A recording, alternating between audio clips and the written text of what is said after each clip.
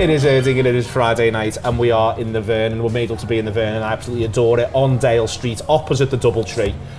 If you're ever looking for it, it is the business. And you've got the Latham Lounge in the back, which I would say is one of Liverpool's best back rooms, and I've been in many of them. I've got Kiefer McDonald, I've got Craig Hannon, I've got Grace Maley, and we're going to be looking ahead to the week to come from a Liverpool point of view. It ends, Kiefer, with a Merseyside derby. I'm trying not to think about that, it's too big. So we'll just put that to one side because Everton looks so happy. The Tricky Blues are having the time of their lives. Would you say too happy, Neil? So, well, possibly too happy, but too much fun. But they might be having even more fun after Saturday. The new kit's too nice. It is too nice. Jack Grealish is playing too nice. well. Too and nice. too much fun. Did you see he had a grill fields for his birthday? What's shocking. that? Like Creamfields, but his own for his 30th Fair birthday. play to him. He did. I might do that for my 30th. Yeah. What would you call it? Gracefields? Gracelands? Gracelands. Yeah. Yes. No, they're having too much fun. Having too much fun. So famously top of Gibbo's vibes table last week, wasn't well, they were second to the Reds. Second, of course. Second to the Reds. They're playing Aston Villa, and if Aston Villa get beat by Everton, then they've got to be bottom of the Gibbo's vibes table. Bottom off the back of that. So we're going to put that to one side, but it's the challenge of going Sunday, Wednesday, Saturday for this Liverpool team, for these players, Kiefer.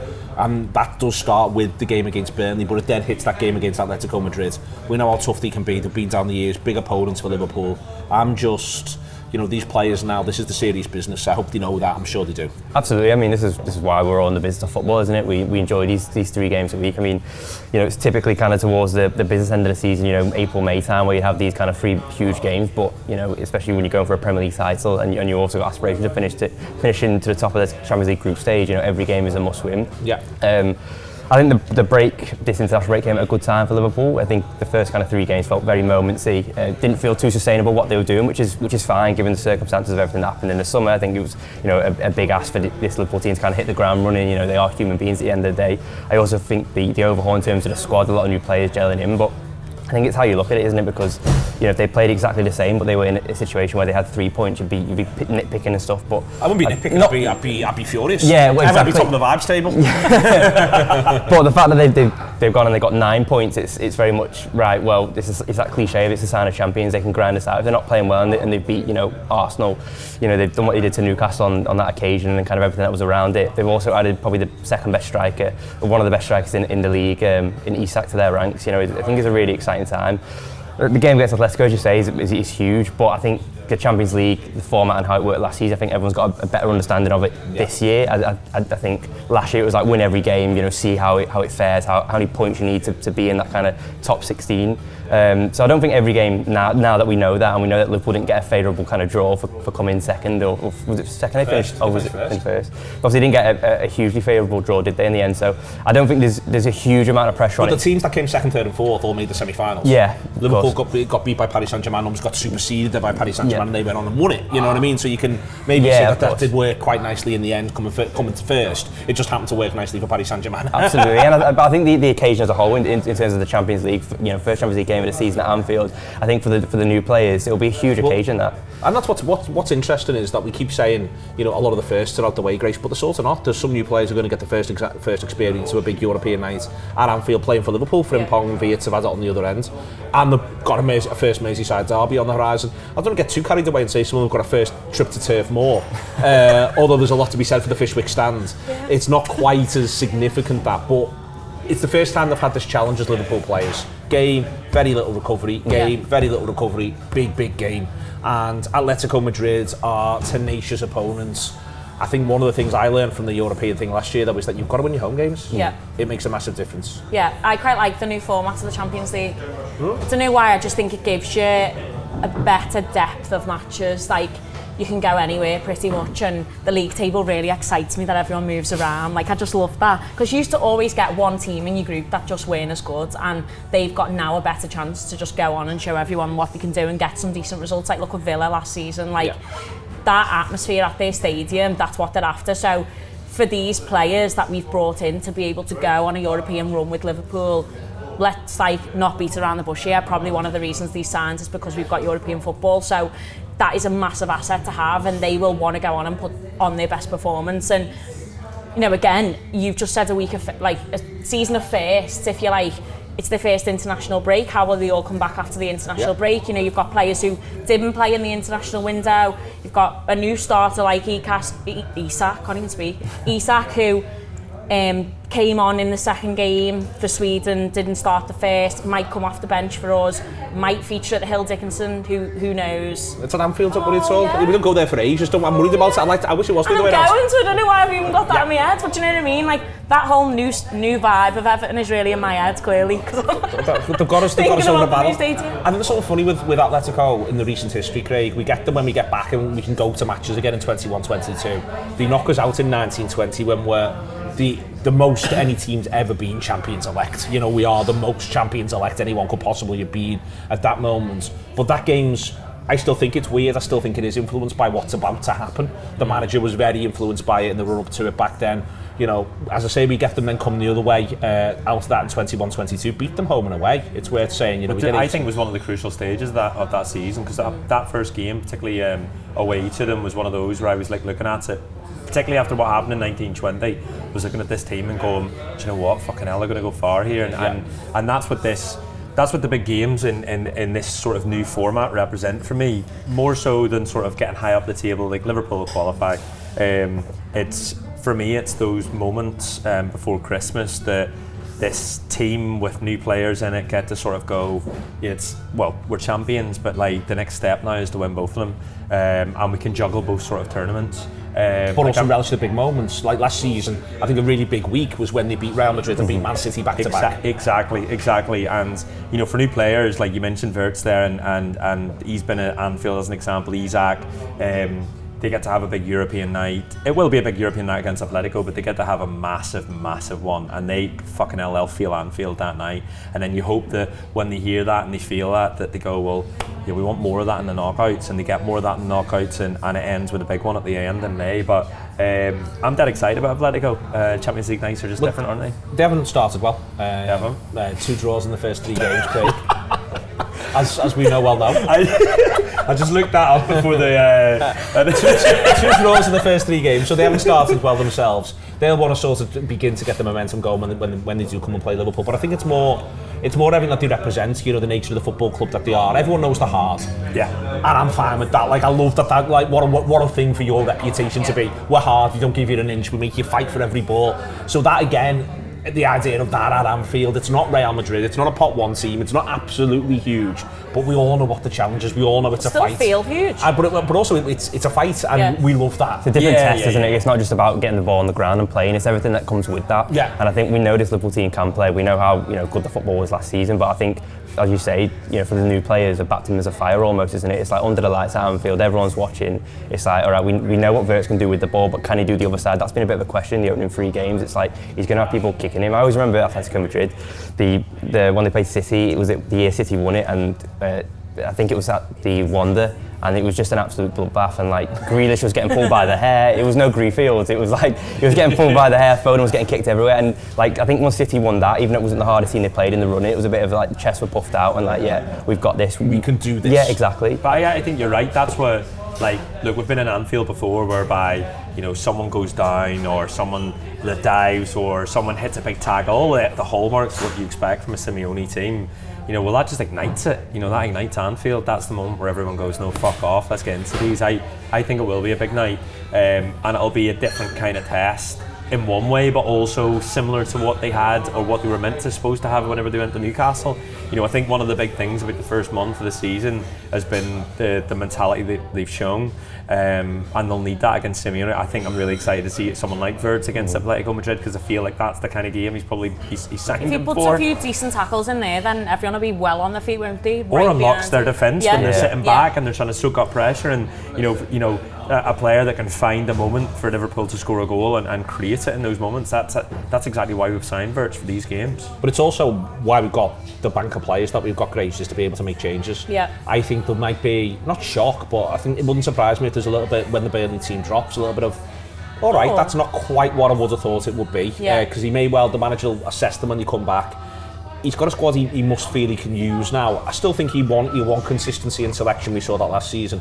But I think there is a chance when that Burnley team sheet drops, because there is an eye on the Atletico Madrid game, that there might be 1 or 2 who've maybe not come back from international duty tip top, where he's a bit like, oh, all right, yeah, we'll do it this way instead. Yeah, I think that's really interesting, the team selection, because I don't think you can predict it as well as you have in recent seasons. the business we've done in the transfer window, everyone was going on last season, oh, can we sign someone, really want us to sign someone, and I was like, oh, just lay off it, will you? Like, we've got a decent squad, and the options that we've got now are second to none. And if you just said to me, we're going into this window, we're signing these players, you're going to end up with Isak as well and come out the other side, I'd have gone, yeah, take that any day of the week. If you just said to me, we're not signing anyone last season to be able to sign them this season, I'd have gone, yeah, great. I think the interesting one for me is what he does with that front four. I just don't think you can predict it. Does he rotate Champions League, Premier League? Does he shift it out left? Does he? It's just so exciting because I just don't think you can say what he's going to do. We'll come back, I'll talk about Burnley in a minute or two. So we are in the Vernon. It is with Erdinger. It is a pleasure to be here down on Dale Street. Back in a second. And Erdinger, please.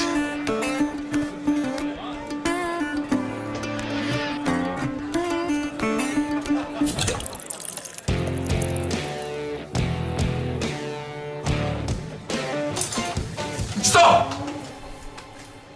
Don't forget the best bit.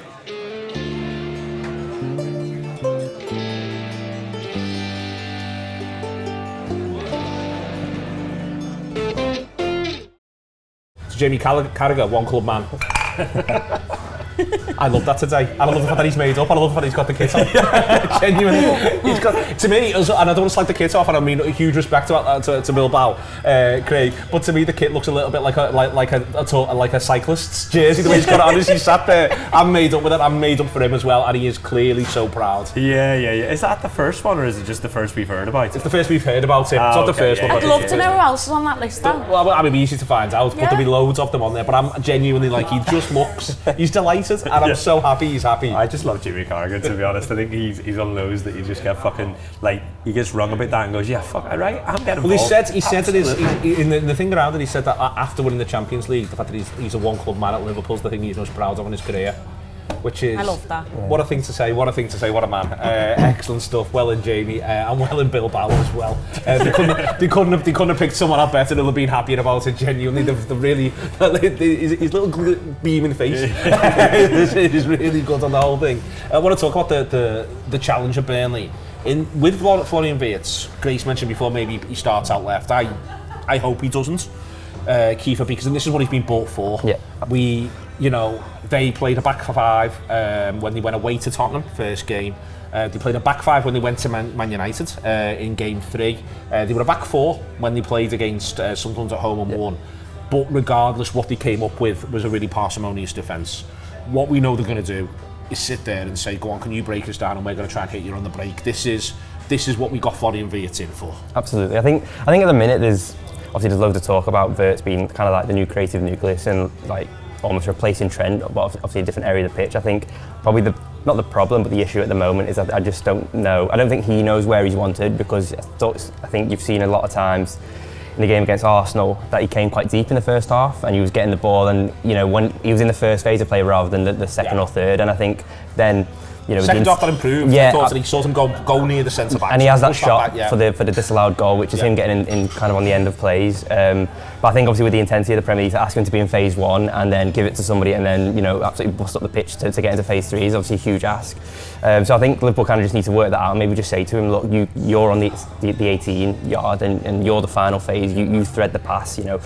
Burnley, I mean, you kind of know what to expect. A bit different from a Sean Dyche side a few years ago, but they were unbeaten at home in the Championship last season.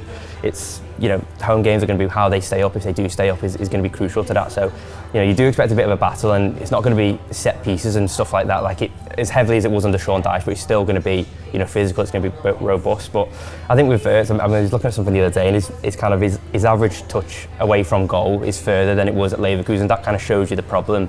Not the problem, but just the kind of thing that need to iron out and work out where they want him. I think we saw against Palace in the Community Shield. Obviously Wembley's a bigger pitch, but he was closer to the goal. He gives Ekitike the assist for the first goal. There's some really nice drop of the shoulders.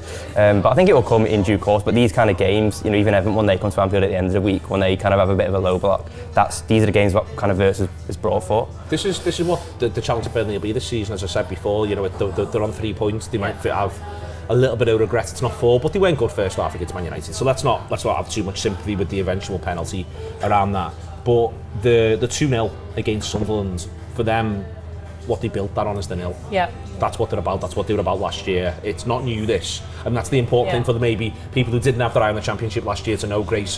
When Burnley play the way they play against Liverpool, it's not because of Liverpool. They've been playing like this for a year.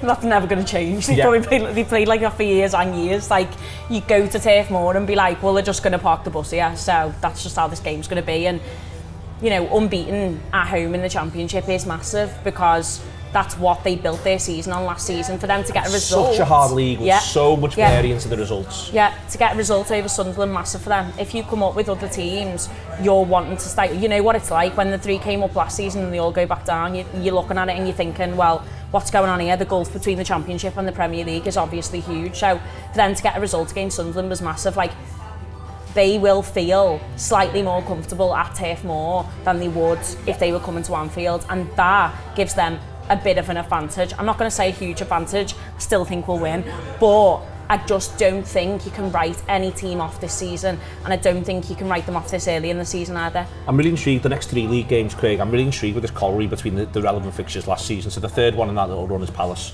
where last season we were the better side for an hour, but we were only 1-0 up and we had to hang on in the end. The Anfield derby was one where there was tons and tons of pressure on us. Jota brilliantly gets the goal, his last goal for Liverpool. But it was a tight game, and the manager said he wants fewer tight games. He wants to feel like Liverpool assert themselves a bit more. Last season, they couldn't. This one's Ipswich, you know, and the first half of that was problematic for Liverpool. Then they got to grips with it, and then they took them to the cleaners. I think the manager will want the second half, first half. That's what I think so much the investment's been about. That's what he's talked about. I think that's what he'll be aiming for from this. I think Liverpool might be really, really revved up for this one, maybe a bit more than Burnley think. Yeah, well, the first half against Ipswich that time was literally his first 45 as Liverpool manager, wasn't it? So it's like, we'll let him off. Mitigating circumstances, that one. And that's something I don't think he lets A himself off opening those players. No. Well, there's a couple things I was going to say was that's actually something that I've been thinking about with the first 3 fixtures, because actually if you look at them, their fixtures will be Drew, you know, the Newcastle we're 4 points up. So exactly, and so I think it's one of those now. We're given all of the drama and all of the moments that we talked about in that first, given the fact that it might be the most enjoyable of going to matches that I've had in such a long time, and I would love a bit more of that. But I think what the manager will be wanting here is just, you know, is a consummate performance. He'll want 3 points first of all, because last year he didn't get the 3 points after the international break. That's the first thing, because the Forest game haunted him for months until PSG haunted him. So you want that first and foremost. But I think what you want is a really strong performance from Liverpool that lays a marker down in a different way than what we've done in the first 3 games. The first 3 games were come at us, even when our backs are against the wall, even when it looks like we're not going to win, we're going to win. You know, we're going to find ways in the ways that champions do. But against Burnley, we want this game to be one where we win it. It's 2-0, it's 3-0, it's 3-1. It's one where Liverpool have essentially walked it. Maybe it's an Arne Slot game from last season where by 60 they're already literally able to walk it for the final 30 minutes, and then get some players some more minutes at the end of the game. What do you think he'll do in terms of selection? I mean, we don't. I think it's the hardest one to pick in loads of ways. Like, for instance, I don't think McAllister starts. I don't think he starts either. I think in terms of the back line, I think he go Carragher, he'll go Van Dijk, he'll go Kanate, and he'll go Bradley. I think Bradley, because he plays the Sunday night and he gets 75 minutes before that as well, so that's like the perfect sort of mini pre-season for him. And it's a game against Germany, fucking hell, but he's got enough recovery time there to be able to play a full week. I think he goes for that. Frimpong won't be close enough. I think Szoboszlai you want in the midfield because of the McAllister thing that we just talked about. And then up top, I think it's just same a game. I don't know what you think. I think that's where it sort of picks us up. I think when we've seen it at different times when McAllister's come back from international duty, in particular because he was the last and latest player to play, that it might just be one that's too early for him. He looked quite leggy against Arsenal anyway, quite in general, didn't he, McAllister? I didn't think he looked fit. No. I didn't think he looked fit against Arsenal, to be honest with you. He was trying to do some good stuff, and I just didn't think he looked fit, so yeah. And obviously the back end of last season, it clearly, when they came back from Ibiza, they were like, we don't want to see you again until July or the time, whatever. He played that much football. Do you think there's a little thing for this, as I say, where I think it becomes easier at this point as well to say to players, it's all right, you're not playing this one because there's Atletico Madrid in 4 days. And I think that we talk about rotation, but you're managing people. You imagine people with ambitions and with things that they want to achieve, and everyone wants to feel part of it. It becomes easy at this point, isn't it? Because it's not like, well, if you don't play this week, you may or may not be on my team sheet in 7 days' time. It's easy to say to a player, listen, you're not getting this one, but you'll be starting Wednesday. Absolutely. I think Ekitike is a perfect example of that. I mean, on international duty the other day, he was asked about Isak, and he said, like, you know, playing with the best players is what I want to do. Like, it's a challenge. You know, I'm going to be watched by more people. He's not kicking up a fuss.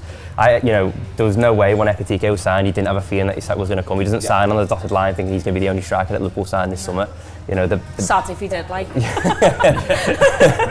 the best want to play with the best, and you know, he'll want to win the Premier League, he'll want to win the Champions League, he'll want to win the FA Cup, he'll want to win the League Cup, he'll want to win everything, and he knows that he can't do that. Or the players will know that they have to share that responsibility and the workload, especially now when, you know, the demands on footballers are greater than ever. So I think it's one of them. You know, sometimes in these weeks you can work backwards and you maybe think, right, Everton's probably the biggest game, or it's the most emotional, so you want the most intense game you would possibly think. Yeah, so you almost maybe pick that team and then work around that. You think Atletico, go backwards, and then you go to Burnley. Obviously, an influence on that is international, who's played, who's fit, and whatnot. But as you say, you know, if one of the lads in the midfield, obviously, you're going to miss out on the weekend, then you say, well, you're playing the Champions League under the lights at Anfield on Wednesday night. You know, no one's kicking up a fuss. Well, there's also that thing that fans do, and I do as well, which is like, oh, this is Liverpool's best team, but actually the manager will look at a team and go, this is the most effective team for this opponent, and this is the most effective team based on what's happened in the international break in this regard. So, you know, I think you're right. You know, Wednesday night next week, you know, it's not saying that you're going to play in the League Cup, it's saying you're going to play against Atletico in the Champions League. And, you know, for players like Isak, he's only really played in maybe 2 Champions League campaigns, definitely one. I don't think we're saying it. I'm saying now, I think his first start will be Southampton. Yeah, maybe. I think he'll get time off the bench in the next 3. They don't need him, which is a luxury, isn't it, really? And we'll like the idea of being able to change it with him as well. I think his first start will be Southampton, and then it'll be, they'll hope then it becomes normal post Southampton, and Southampton being Tuesday night will help as well. I think the most interesting thing in that week is actually the Everton game, because, you know, if Bradley plays at the weekend, then who do they look at against Atletico Madrid? Obviously Frimpong's still coming back, we don't know where he is. I'm sure he'll get asked about that tomorrow. But then you're almost like, because often we say you work back from the biggest game, which is the biggest game of your life next weekend. But it's a really difficult one to do in terms of the right back. At half 12. They'll bounce into that ground. Right, so you worry about that around the time of the lives. The happy blues bouncing all the way in. Craig named the team before. He thought Bradley right back. He thought Szoboszlai centre midfield. Oh, I really liked Szoboszlai at right back, you know. Well, maybe it'll be Szoboszlai right back and Jones. I mean, it's obviously not everyone's preferred choice, but I just thought he put on a really, really solid performance, and I was really happy with that last week. I think you might do Szoboszlai in midfield, just purely to keep, you know, Burnley going to sit in. You want someone busy, don't you? You want someone to kind of move them left. Especially if McAllister's not there then. Absolutely. I think it'll be Gravenberch, Szoboszlai. I thought maybe Jones, I thought he was good when he came up against Arsenal, but I think maybe Jones is 1 on 60, 65. It's 1 or 2-0. You say just keep the ball, don't give it away. You know, don't do anything silly, which, you know, Jones is really good at. I think Szoboszlai, as I say, he's going to get in the faces of Burnley. They're trying to keep the ball or whatever. You know, the limited possession they do have. But I also think kind of breaking that defence up, I think he'll be really good at that, getting their faces, aggressive, sets the tempo. I think he absolutely adores Szoboszlai, doesn't he? I think like he looks at his team in the same way that, you know, Klopp used to look at Firmino and say, like, you kind of embody everything that's kind of my philosophy in the team. And so I think Szoboszlai is one of them where I saw Phil Blunderson and showed you the day it was a Champions League final tomorrow. You wouldn't know what position he was playing, but you just know he'd be in the team. I think that's absolutely spot on, isn't it? And undoubtedly unbiased to be right back, so I'll admit that, but I really do believe in Szoboszlai in the middle of midfield. I think, again, that was that thing that I think it was Blundell and Josh were talking about on Twitter. If you played the Champions League final tomorrow, who's going to start in midfield? And I said Szoboszlai reverts. Well, that's how highly at this stage. I think what you might see with Szoboszlai, I think the positive for Szoboszlai in midfield for this one, with Bradley at right back for me is, and listen, I want to be clear about this, McAllister scored a lot of goals for Liverpool last season, but it's the idea of a direct runner. Yeah. So you've got Wirtz as the creative fulcrum, which is where Szoboszlai was last season, but a direct runner coming from a bit deeper, crashing the box, hitting it hard, because just to be one more man in there, especially if they're just sat deep thinking, well, we're going to clear everything that moves. Yeah. That's what we're about, and I think that might help and suit. I always think with Szoboszlai, that goal at Tottenham last year, I'm not sure which one of the 6 it was, but he wins the flick on, doesn't he? Or McAllister does, but between the pair of them, they kind of both arrive late, don't they? And that is just so disruptive to teams, especially one duo just willing to sit in, and you've kind of got a bit of gamesmanship to drag them out. out. And as I say, I think Szoboszlai he can do everything, really, can't he? And then fucking hell, you're looking at the subs and you're going, well, we could be bringing on Isaac. Isn't that bringing so on good? McAllister, we could bring on Curtis Jones. I love that. I think if the manager's in a position to do it, I think he'll be eager to bring on Rio. That's one of my decisions. I love it. He's in a position to But that's great as well, isn't he? He'll be eager to do that. I think he'll see Rio on the bench, and I think if the manager can do it on 60, I think he'll be delighted to do it on 60. Oh, that might go now. Find a way. All got excited. All got frisky at the end. It's been an absolute pleasure. We've been in the Vern, and we honestly can't wait for the games to get back. A couple of little bits of business to sort of wrap up. On the screen behind you, I found out that this thing that Carragher's won, it's been awarded with. Sorry, he's not won it. What did he do? He did it years ago. This thing that Carragher's been awarded with has been awarded in the past to players such as Paolo Maldini and Matt Le Tissier. Both of those have picked it up. Took a turn. Yeah, one club men all the way through. So they both picked that up in the past. That's just a little bit of business for you as well. Also, if you're knocking around thinking of what to do for the weekend, do consider subscribing to the Anfield Wrap in any one of a number of ways. It is the fantastic Vernon. We are here with our friends at Erdinger, and ladies and gentlemen, we're going to Graceland.